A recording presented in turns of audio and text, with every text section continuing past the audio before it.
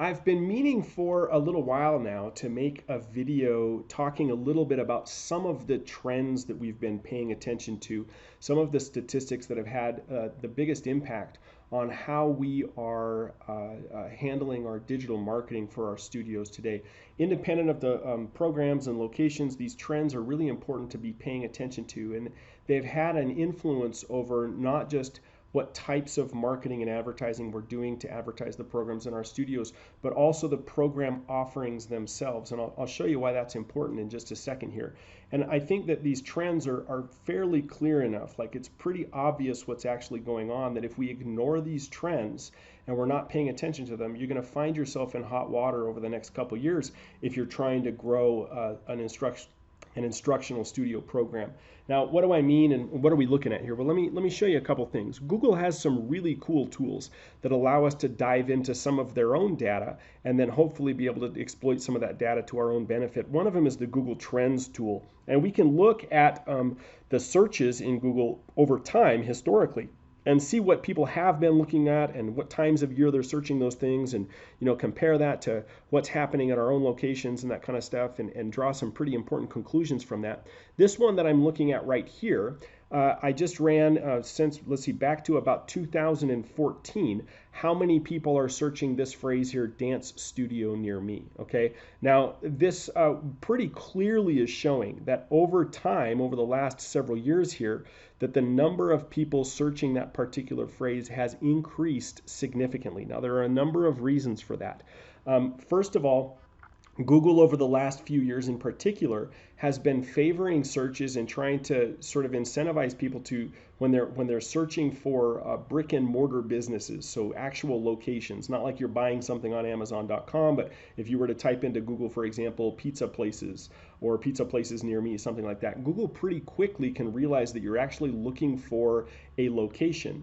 And because more and more people over the last several years have been doing these types of searches in smart devices, in smartphones and that kind of thing, Google can sense the geolocation of where you're at, and it's trying to serve the most relevant results that it can based on where you are currently located. All right. And so if I'm sitting in a coffee shop right across the street from my competitors and I type in dance studio near me, the results that come up in the little map pack, the little 3-pack of maps listings at the beginning, is going to be different than if I'm sitting in my office at my current studio at one of my locations and typing in dance studios near me, right? Those results are going to come up differently because of the geolocation that Google is using to serve me the most relevant results. Now, why is that important? Well, if it's true, and it obviously is, this is a very clear trend, that more and more people over time are using their devices, computers and laptops and tablets and phones to search for terms like this, rather than just like dance classes, but dance studio near me, and looking for kind of brick and mortar locations, and they care about that location. We need to make sure that our search engine optimization is set up for our websites in such a way that we're able to demonstrate that we're able to show up in those maps listings, and that we have an influence over that. Okay, that is a bigger deal than it used to be. Once upon a time, if we just had a bunch of content and a bunch of keywords on our website, we could sort of game the system a little bit with Google and end up showing up higher in the search results. It takes a little bit more savvy than that now. We need to be a little bit smarter than that. And we need to understand that it does seem over time that people care more about how close the location is to them than they have in the past. Okay, that's one of the reasons that this is going up and up and up.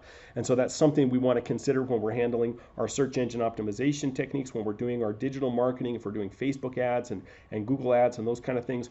All of those things we need to take into consideration. The number of people that care about the proximity to the location in their search is increasing significantly from one year to the next. I can't think of any reason that would go down, and I can think of several reasons that Google would want that trend to continue. Okay, that it makes it more profitable for Google as well. So let's keep that in mind as we're thinking about these strategies that I'm going to show you in a second here. Okay, now the other thing that's important, I think, is if we take off the near me part and we're just going over, we're just looking at the trend of people searching, for example, for dance studio. Now, I know that's a very generic term. I'm just using it to prove a point here. And if you run a martial arts school or a gymnastics school or a music studio or something like that instead, the same idea still applies to you. And you can go and run these stats yourself with a more relevant, less generic term if you want.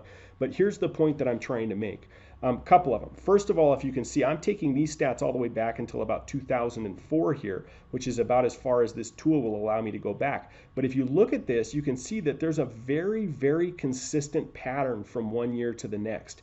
It's very, very consistent, the number of people from one year to the next that are searching for that term, that generic term, dance studio, at any given time of year. So in other words, the peak down here, for example, in this particular year, December of 2010 right here, that was the low point of that year. And if we go way back here and we look at the low point for this year, you can see that November and December were the low points for that year and the low points for this year. Like the number of people that are searching for that term goes down significantly in October, November, and December, no matter what year you're looking at. That's very consistent, okay? Now that might not be too much of a surprise for you. What I think is a problem though, is the way that a lot of dance studios that I talk to kind of react to this idea. In November and December, they feel like there aren't as many people looking for dance classes or whatever they're offering. And so they pull back on their advertising and kind of give up on that time at that time of year. Well, they're right in one sense. It is very clear that at that time of year every year, that there is a dip in the number of people sort of out there organically looking for us. My opinion on that, and I have a lot of data to back this up, is that the reaction should not be give up until January. That's not what we should be doing. January is not the high time of year for searches anyway, but that we should be supplementing our digital marketing and doing some additional marketing at this time of year so that we can make up for this drop in sort of the organic searches that are out there. So fewer people are finding you by searching for specifically what you're teaching at one time of year, but if we can sort of use what we call interruption marketing at that time of year, so people aren't thinking about us. We have to be out there, in other words, reminding them that we exist. So if we're running Facebook ads to really targeted markets and that kind of stuff, you're right, those people aren't looking for you. And so instead, you need to be able to interrupt their attention, capture their contact information, and let's get these people in and let's get these people enrolled. So we're running some, for example, at my, I have a couple of locations right now where I'm running a very, very specific type of Facebook ad with a different offer than I usually offer throughout the rest of the year, because I know that I need to lower the barrier of entry into my studio during that time of year. So if it's that time of year, that's what I'm running. And different times of year, I'm running different offers and I'm spending different amounts on different types of marketing. So at this time of year, for example, at this low time of year right here, I wouldn't be running so many Google Ads campaigns. I'd pull back on that budget because there's fewer people searching for that term. And I would be running more interruption marketing, so Facebook ads and, frankly, the old school marketing techniques that we teach work really, really well at this time of year, much better at that time of year. All right, so that's one thing. Now here's the other thing, and this is even maybe a more compelling thing. And I think that if we look at when the high points are every year, one of the times that every single year pretty consistently is the highest point, not every year, but pretty consistently, is in August. And I don't think that's a big surprise for anybody either, because that's when a lot of dance studios are pushing enrollment.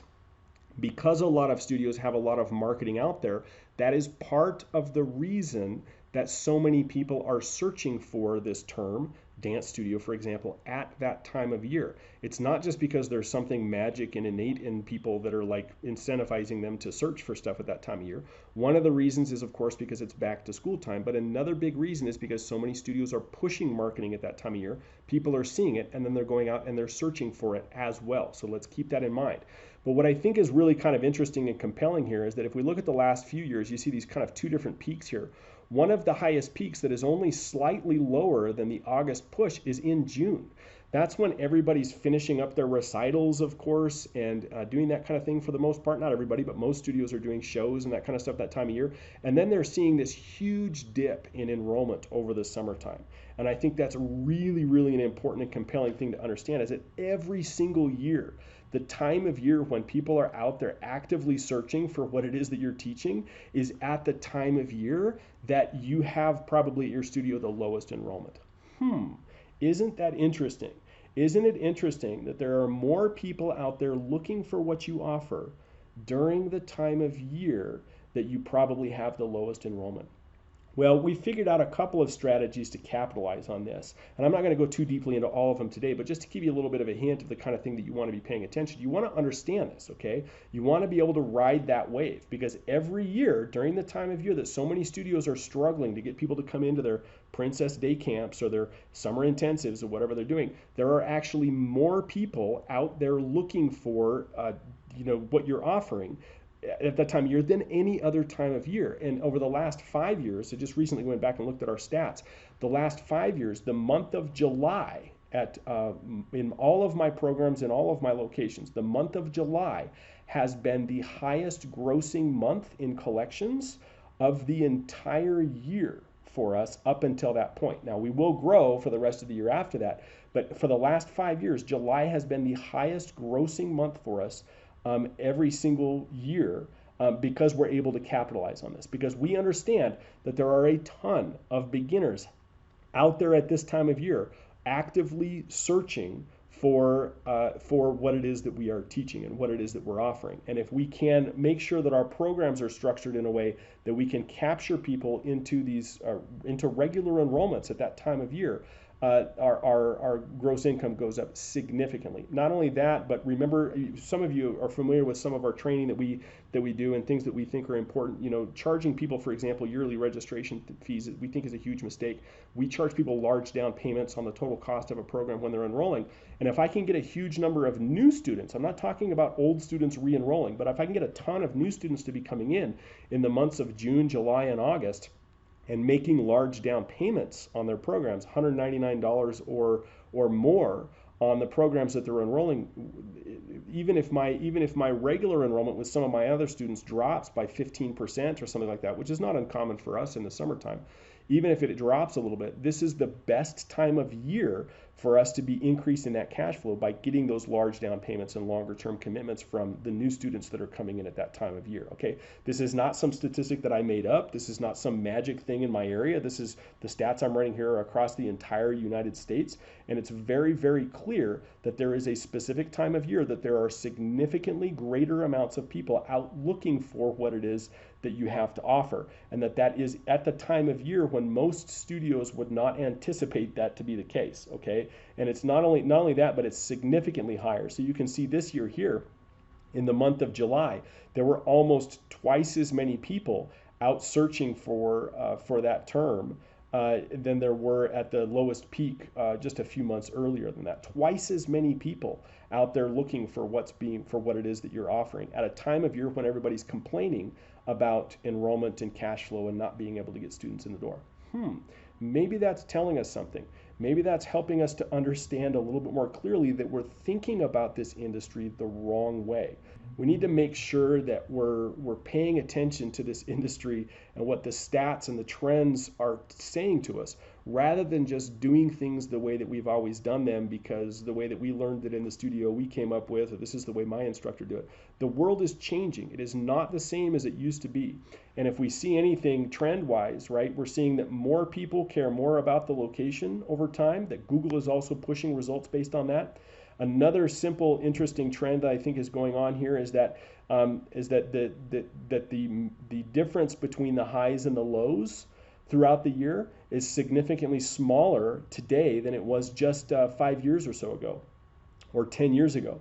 There was a bigger difference between how many people were searching at one time of year than another. And we need to be paying attention to that. Okay, if you're still telling yourself the story that summers is not a good time to be enrolling new students, or everybody in your area goes on vacation or whatever that is and you can't get students enrolled, I would suggest that maybe it's because you're approaching the problem wrong, and not just because there's something magic about the area where you live. Okay, we're seeing this consistently in our own locations. We're seeing this in the locations with the clients, that we help them to make these changes. We help them make these shifts in mindset and attitude, and all of a sudden the summertime becomes the most profitable time of year up to that point in the year, and then we just catch that momentum through the back to school time and carry it through the rest of the year. Not only that, but if we can do that, if we can really get some momentum starting in June and July, tons of new enrollments and students, we can ride this little dip here a little bit, and that'll carry us through to the new year when we just kind of keep that trend going. So if that's not the case, if what's happening at your studio is that your enrollment is dipping at that time of year, you're doing something wrong, okay? And you need to take a real close look at that and decide what changes you're going to make to your programs and what changes you're going to make to your marketing, especially your digital marketing, at those times of year to compensate. All right? Okay, hope that was helpful and insightful. And if nothing else, started a little bit of a mindset shift about how things ought to be run in our industry.